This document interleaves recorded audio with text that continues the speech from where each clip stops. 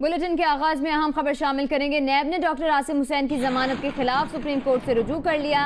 नैब का मौकिफ है कि doctor Asim Hussain medical ground पर जमानत के हकदार नहीं है। सिंध हाई कोर्ट का कहना है कि डॉक्टर आसिम पर आयद इल्जामात की संगीनी को मद्देनजर नहीं रखा जा सकता। मजीद जानेंगे नुमाइंदा जियो न्यूज कमर जैदी से। कमर, क्या डिटेल्स हैं आपके पास? नैब ने सुप्रीम कोर्ट से डॉक्टर आसिम की जो है जमानत के खिलाफ रुजू कर लिया है और इस दरख्वास्त जो उन्होंने दायर की है नैब की जानिब से, इसमें डॉक्टर आसिम और उनकी अहलिया को जो है फरीक बनाया गया और इसमें मौक़िफ़ ये इख्तियार किया गया है कि डॉक्टर आसिम जो है जमानत के हकदार नहीं है और इंसाफ के तकाज़ों को मद्देनजर रखते हुए उनकी जमानत को मनसूख किया जाए। इसके साथ साथ ये भी मौक़िफ़ इख्तियार किया गया है कि डॉक्टर आसिम मेडिकल ग्राउंड्स पर जो है जमानत के हकदार नहीं है और सिंध हाई और ये सुप्रीम कोर्ट ने फैसला करना है कि जो सिंध हाई कोर्ट ने जमानत दी है उसमें कानूनी तकाज़ों को मद्देनजर रखा गया है या नहीं, क्योंकि उन पर बहुत ही संगीन नोयत के इल्जामात हैं। इस सारे मौक़िफ़ को लेकर नैब ने सुप्रीम कोर्ट से रुजू किया है और दरख्वास्त दायर की है कि डॉक्टर आसिम की जमानत को मनसूख किया जाए। जी बहुत बहुत शुक्रिया कमर, हमें डिटेल्स फराहम करने के लिए।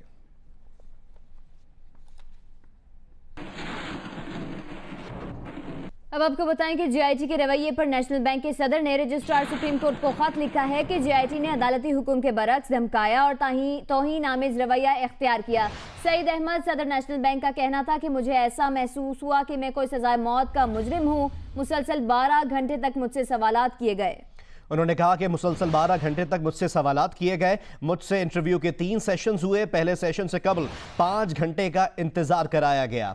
जेआईटी के रवैये पर नेशनल बैंक के सदर ने रजिस्ट्रार सुप्रीम कोर्ट को खत लिख दिया है, जिसमें उनका कहना है कि जेआईटी ने अदालती हुक्म के बरक्स धमकाया और तौहीन आमेज रवैया अख्तियार किया।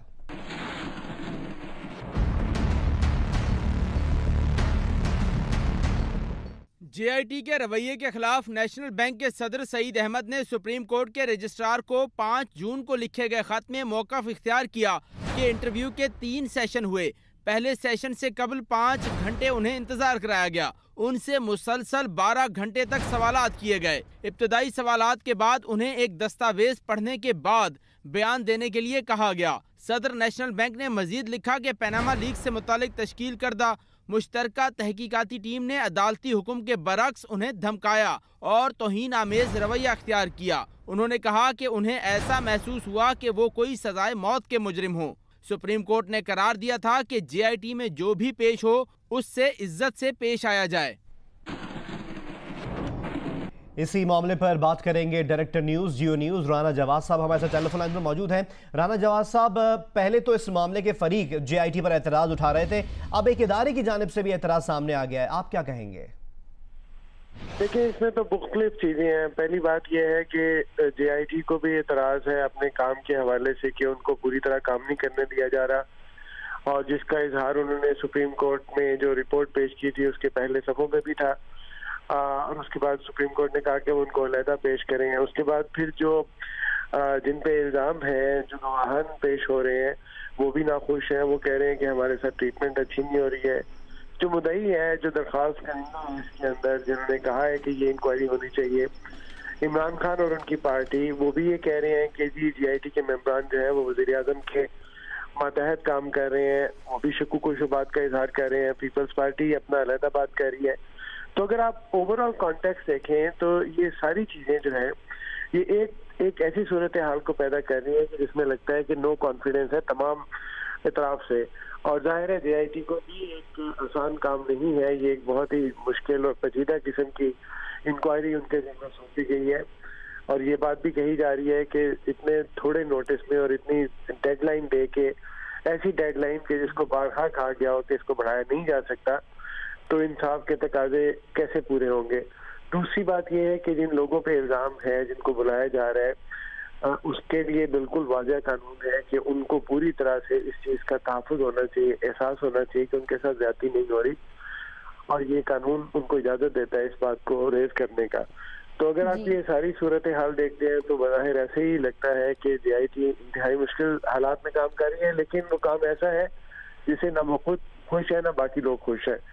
तो इसको मेरा ख्याल है कि अब जाहिर है जो इसका आगे जो सूरत हाल है वो सुप्रीम कोर्ट इसका नोटिस मेरा ख्याल है लेगी इतनी शिकायत जमा हुई हैं कि वो फिर फैसला करेंगे कि इसको अब आगे कैसे प्रोसीड करना है। ठीक है, बहुत शुक्रिया राना जवाद साहब, डायरेक्टर न्यूज़ जियो न्यूज़ आपका।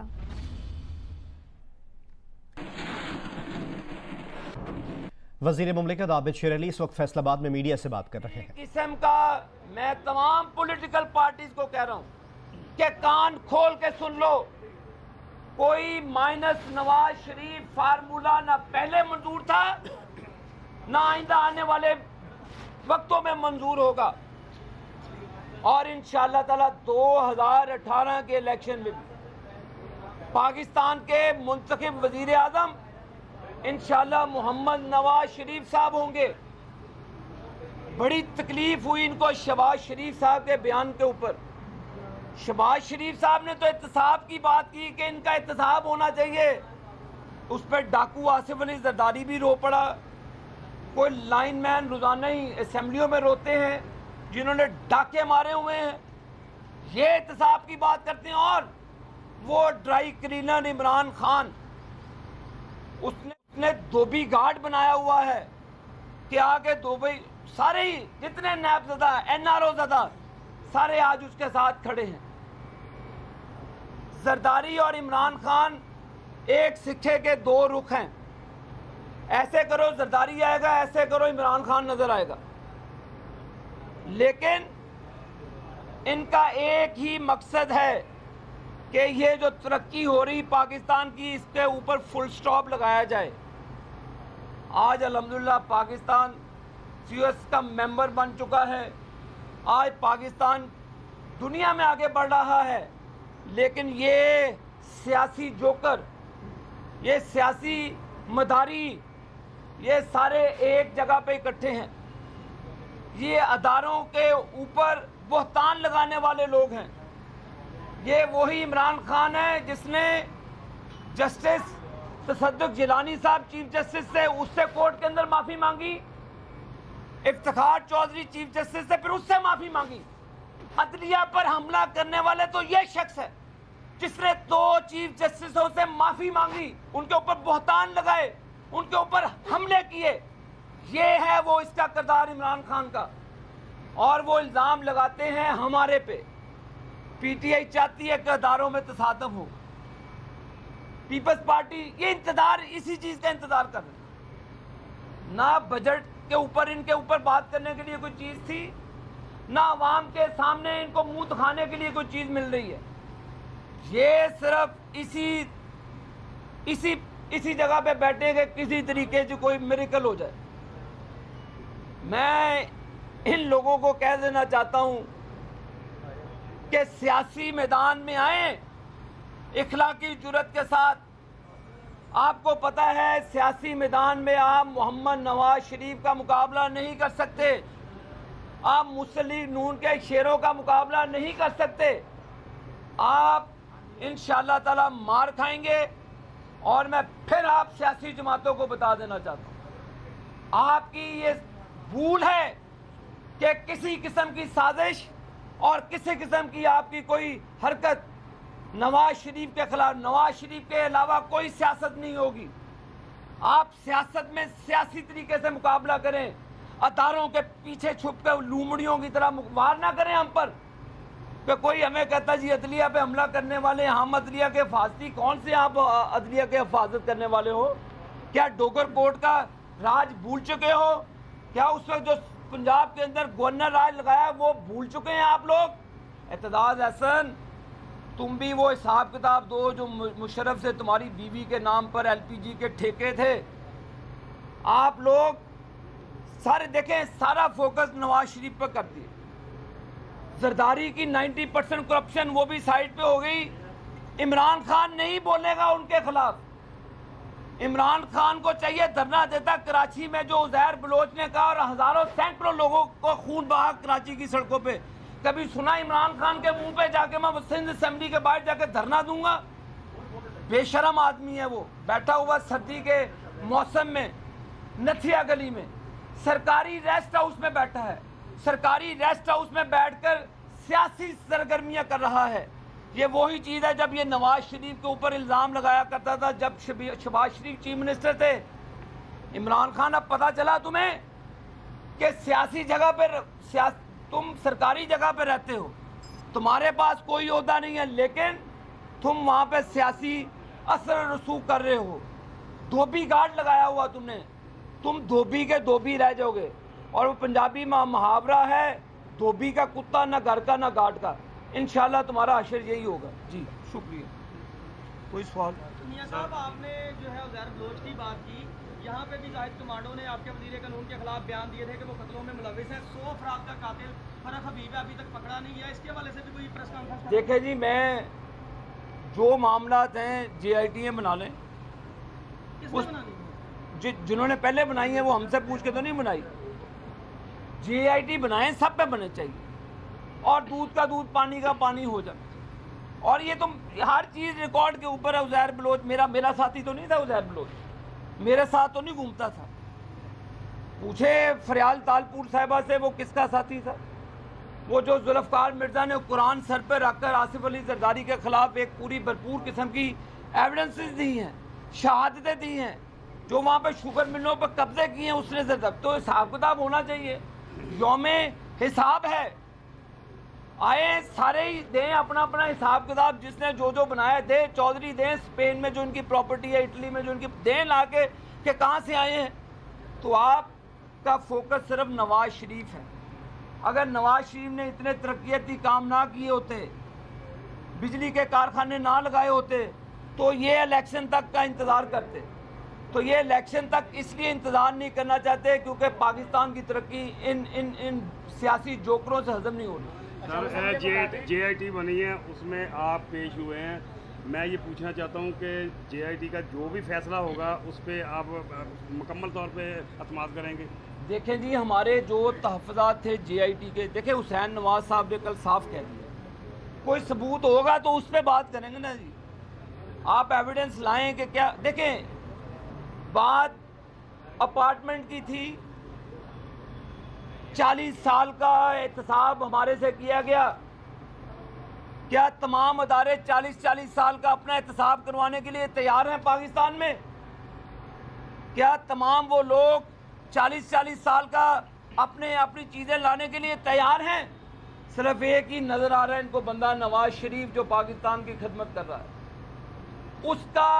उसके वालिद साहब के मरहूम का कब्रों का ट्रायल किया गया। ऑफशोर कंपनियों में तो बेनज़ीर शहीद का नाम भी मौजूद था। क्या कभी किसी ने पूछा कि बिलावल उसका जवाब दे या जरदारी उसका वाली वारिस है जवाब दे उन ऑफशोर कंपनियों का? किसी ने कोई बात नहीं की। फोकस देखें, जहाँ पर तहफ़्फ़ुज़ात हैं, आईनी तौर पर हमारा हक है कि ऑनरेबल सुप्रीम कोर्ट को हमारी रसाई वहाँ तक है।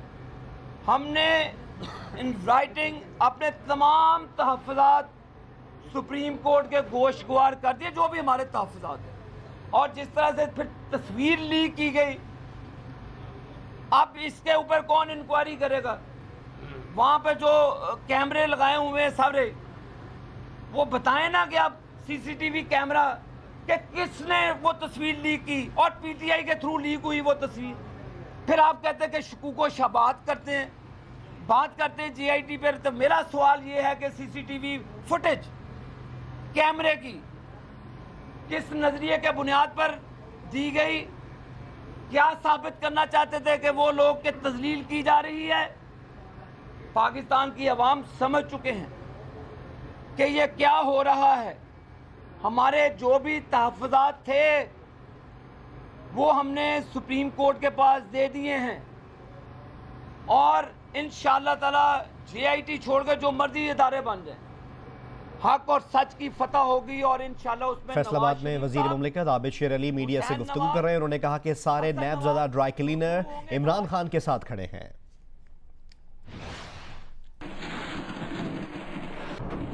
वज़ीर आला सिंध सैयद मुराद अली शाह दरगाह सचल सरमस्त पहुंचे तो मीडिया से गुफ्तगू में सियासी मुखालिफिन को खूब तनकीद का निशाना बनाया। वज़ीर आला सिंध का कहना था कि मुस्लिम लीग नून पहले JIT का सामना करे फिर दूसरों पर तनकीद करे। उनका कहना था कि या तो हुकूमती दावे झूठे हैं या सिंध को जानबूझकर बिजली नहीं दी जा रही। तहरीक इंसाफ के रहनुमा शाह महमूद कुरैशी ने कहा है कि हुकूमत बौखलाहट का शिकार है क्योंकि JIT में मुनासिब जवाब नहीं दे पा रही। JIT को मुतनाज़ बनाकर बॉयकॉट करने का मंसूबा बनाया जा रहा है। शाह महमूद कुरैशी का कहना था कि JIT सुप्रीम कोर्ट के हुक्म पर कायम की गई। हमें ये भी खदशा है कि हुकूमत जो कल तक सुप्रीम कोर्ट के फैसले पर मिठाइयाँ बांट रही थी, आज JIT से भागने का इरादा बना रही है। उसको मुतनाज़ा बनाकर उसका बाइकाट करने का कोई मंसूबा बनाया जा रहा है। JIT पर हमला दर हकीकत सुप्रीम कोर्ट पर हमला है। JIT हमने तश्कील नहीं दी। JIT सुप्रीम कोर्ट के फैसले से मार्ज़े वजूद में आई है और मैं समझता हूँ कि ये कानून और इंसाफ और एहतसाब के रास्ते में एक सोची समझी रुकावट पैदा की जा रही है, जिसकी के हम मजम्मत करते हैं। तहरीक इंसाफ पहले भी कह चुकी है कि वज़ीर आज़म जब तक अपने ओहदे पर फाइज रहेंगे उनका दबाव बरकरार रहेगा। चुनाचे कल इमरान खान साहब ने भी मुतालबा किया कि जब तक ये इन्वेस्टिगेशन हो रही है उन्हें स्टेप डाउन कर देना चाहिए। इंसाफ का तकाजा यही है। कौमी असम्बली में कायद हिज़्ब इख्तिलाफ खुर्शीद शाह ने स्पीकर कौमी असम्बली को खत लिखा है और खत में लिखा है कि कायद हिज़्ब इख्तिलाफ की हैसियत से गुजारिश है कि जमशेद दस्ती का प्रोडक्शन ऑर्डर जारी किया जाए। जमशेद दस्ती को असम्बली के जारी बजट इजलास में शिरकत की इजाजत दी जाए।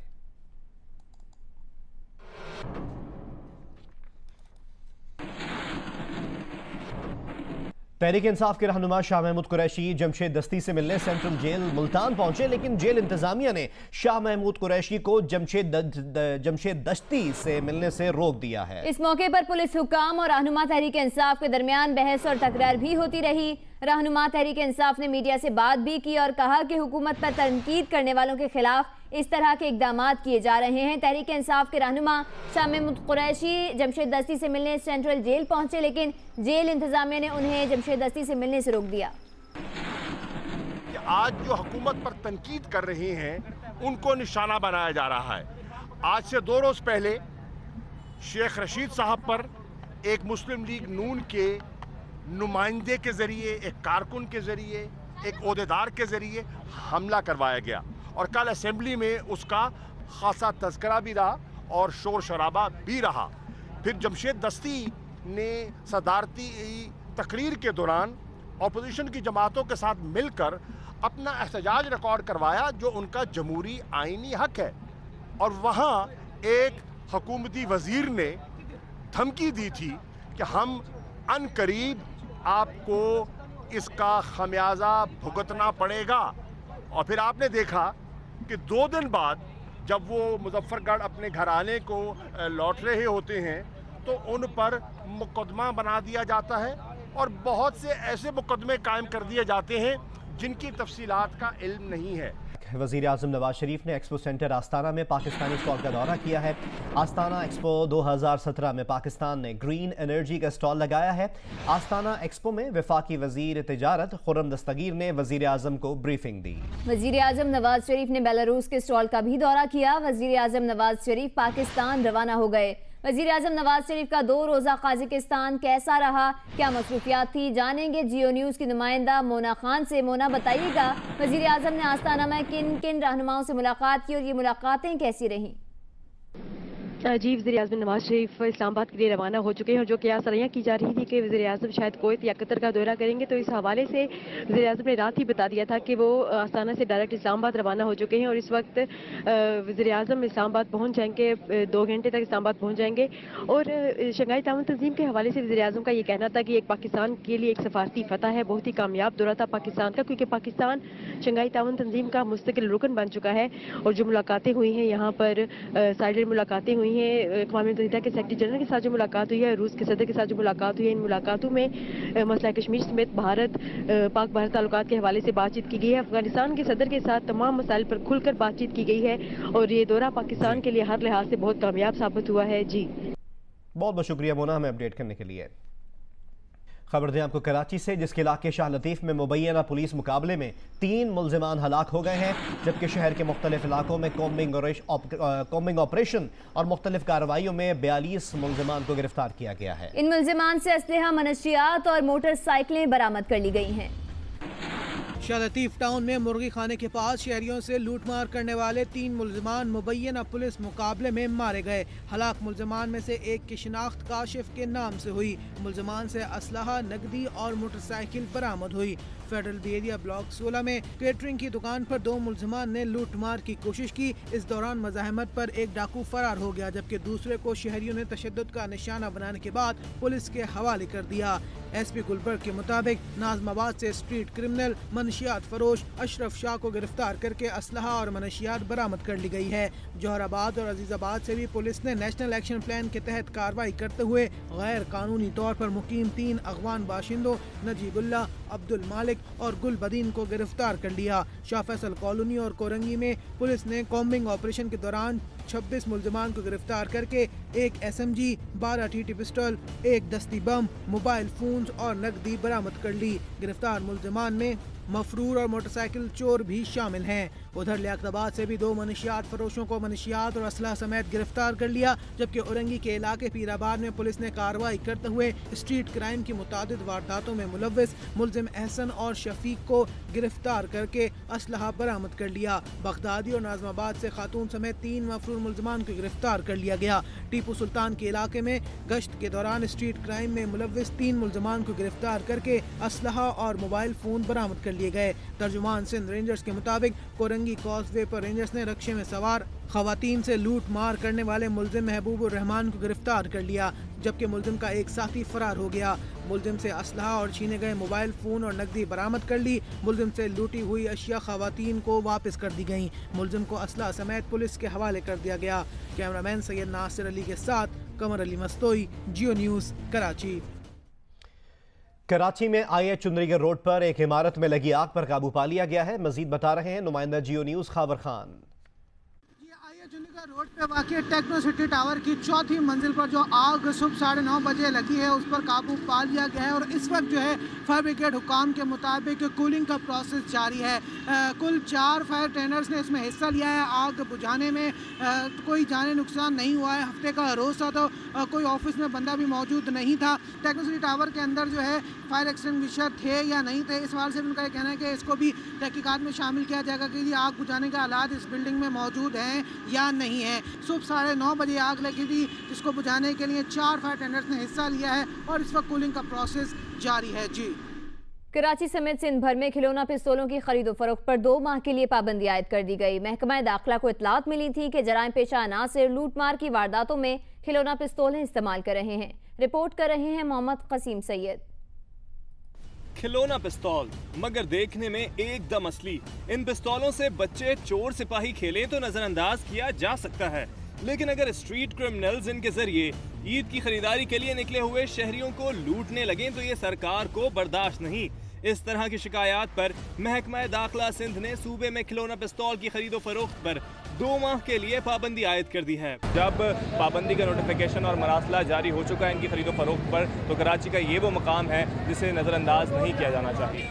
बोल्टन मार्केट ऐसे खिलौनों का मरकज है। यहाँ प्लास्टिक से बनी खिलौना पिस्तौल महज 100 रुपए में दस्तयाब है, लेकिन मेटल गन्स हकीकी दिखती हैं, इसलिए इनकी कीमत भी ज्यादा है।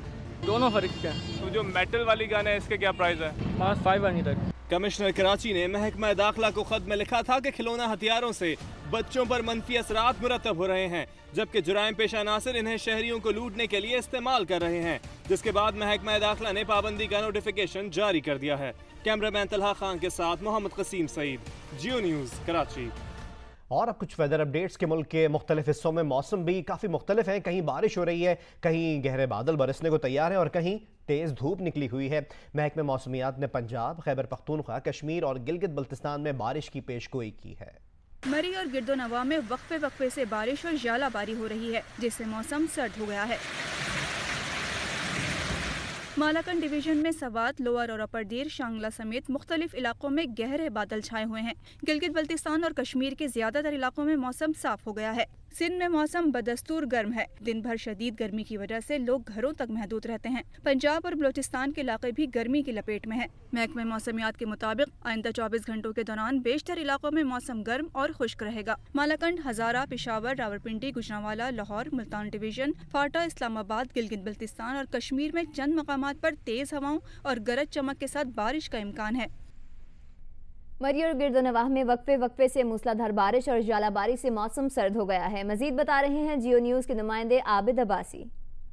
हल्का कोसार मरी में वक्फे वक्फे से बारिश और जालाबारी का सिलसिला तेज़ हवाओं के साथ वक्फे वक्फे से जारी है और इस वक्त भी यकबस्ता हवाएं चल रही हैं, जिसकी वजह से सर्दी की शिद्दत में भी इजाफा हो चुका है। लोगों ने गर्म कपड़े पहनने और घरों में हीटर जलाने शुरू कर दिए हैं और ये जून का महीना है। इन दिनों मरी के अंदर मौसम जो है इंतहाई खुशगवार हुआ करता था, मगर ऐसे महसूस हो रहा है कि सर्दियाँ फिर से लौट आई हैं। जी, कराची की बात करें, कराची में आइंदा 3 रोज़ के दौरान दर्जा हरारत 1 से 2 डिग्री बढ़ने का इम्कान है। मौसम की बदलती सूरत हाल से हमें आगाह कर रही हैं नुमाइंदा जियो न्यूज़ उनीबा ज़मीर शाह। जी हाँ, कराची में बादलों की पूरी कोशिश है कि वो किसी तरह से सूरज को छुपा दें, लेकिन वो इसमें काफ़ी हद तक कामयाब नहीं हो पा रहे। इस वक्त भी धूप निकली हुई है और अगर आप धूप के में खड़े हो तो आपको गर्मी ज़्यादा महसूस होती है। मौसम जुज़वी अबर आलूद है और आज भी इम्कान जाहिर किया गया है कि शाम में या रात के वक्त किसी भी पहर बूंदाबांदी हो सकती है। इस वक्त अगर मौसम की सूरत हाल से हम आपको आगाह करें तो दर्जा हरारत 32 डिग्री सेंटीग्रेड हो गया है। आज टेम्परेचर थोड़ा सा ज़्यादा रहने का इम्कान है। 37 डिग्री सेंटीग्रेड बताया जा रहा है कि ज़्यादा से ज़्यादा दर्जा हरारत रह सकता है। हवाएं इस वक्त जुनूब मगरिबी इलाकों से चल रही हैं। 23 किलोमीटर फी घंटे की रफ्तार से ये हवाएं चल रही हैं, जबकि हवा में नमी का तनासुब 60% से ज़ायद है। महकमा मौसमियात के डायरेक्टर शाहिद अब्बास से हमारी बात हुई। इनका कहना है कि पीर और मंगल को कराची में इस तरह से बादल नहीं होंगे, बादल थोड़े कम हो जाएंगे। इसकी वजह वो बताते हैं कि हवाओं का जो रुख है वो बदल रहा है। कराची में चूँकि आमतौर पर जो हवाएं हैं वो जुनूब मगरिबी इलाकों से चलती हैं, समंदरी हवाएं होती हैं जो कराची के दर्जा हरारत को काफ़ी हद तक काबू में रखती हैं, लेकिन पीर और मंगल को मगरिबी इलाकों से हवाएं चलने का इम्कान है, इसलिए मतला थोड़ा सा साफ़ हो जाएगा, गर्मी थोड़ी सी ज़्यादा लगेगी। 1 से 2 डिग्री सेंटीग्रेड ज़्यादा होने का इम्कान है। इसके बाद वो कहते हैं कि दर्जा हरारत फिर से 35 तक आ जाएगा, फिर मतलब जुज़वी अबर आलूद हो जाएगा और 20 जून से वैसे ही प्री मानसून का आगाज़ होने वाला है, तो बारिश बरसाने वाले बादल आ जाएंगे, बूंदाबांदी का सिलसिला जारी रहेगा। जुलाई में अच्छी बारिशों का इम्कान जाहिर किया जा रहा है। जी, वज़ीर आला सिंध ने सचल सरमस्त के मज़ार पर चादर चढ़ाकर उर्स का इफ्तिताह कर दिया है। मुल्क भर से अकीदतमंदों की दरगाह आमद का सिलसिला जारी है। सचल सरमस्त के उर्स की तकरीबात 3 रोज़ तक जारी रहेंगी। मजीद बता रहे हैं नुमाइंदा जियो न्यूज़ यासिर फारूकी। जी बिल्कुल, दराजा शरीफ खैरपुर में दरगाह हज़रत सच्चल सरमस्त पर 3 रोज़ा उर्स की मेले की तकरीबात का आगाज़ हो गया है। वज़ीर आला सिंध सैयद मुराद अली शाह ने चादर चढ़ाकर बाकायदा सरकारी तौर पर तकरीबात का आगाज़ किया है, जिसके बाद यहाँ पे महफिल समा मुनक्किद की जा रही है। सूफियाना कलाम पेश किए जा रहे हैं सूफ़ी फ़नकारों की जानिब से। मुल्क भर से ज़ायरीन और अकीदतमंदों की आमद का सिलसिला जारी है। जब वज़ीर आला सिंध सैयद मुराद अली शाह यहाँ पर पहुँचे थे तो दरगाह को ज़ायरीन से खाली करा लिया गया था। सिक्योरिटी के पेश नज़र सिक्योरिटी के फुल प्रूफ इंतजामात यहाँ पे किए गए हैं। 300 से ज़ायद पुलिस एहलकार यहाँ पे तैनात किए गए हैं। 2 रेंजर्स के फौजी दस्ते हैं, जबकि CCTV कैमरास भी नफ्स किए गए हैं, जिनके ज़रिए मुश्तबा अफराद पर कड़ी नज़र रखी जा रही है। वॉक थ्रू गेट नफ्स किए गए हैं, जिनमें जामा तलाशी के बाद लोगों को मज़ार के अंदर दाखिले की इजाज़त दी जा रही है। आइंदा 3 रोज़ तक ये सिलसिला यहाँ पर जारी रहेगा।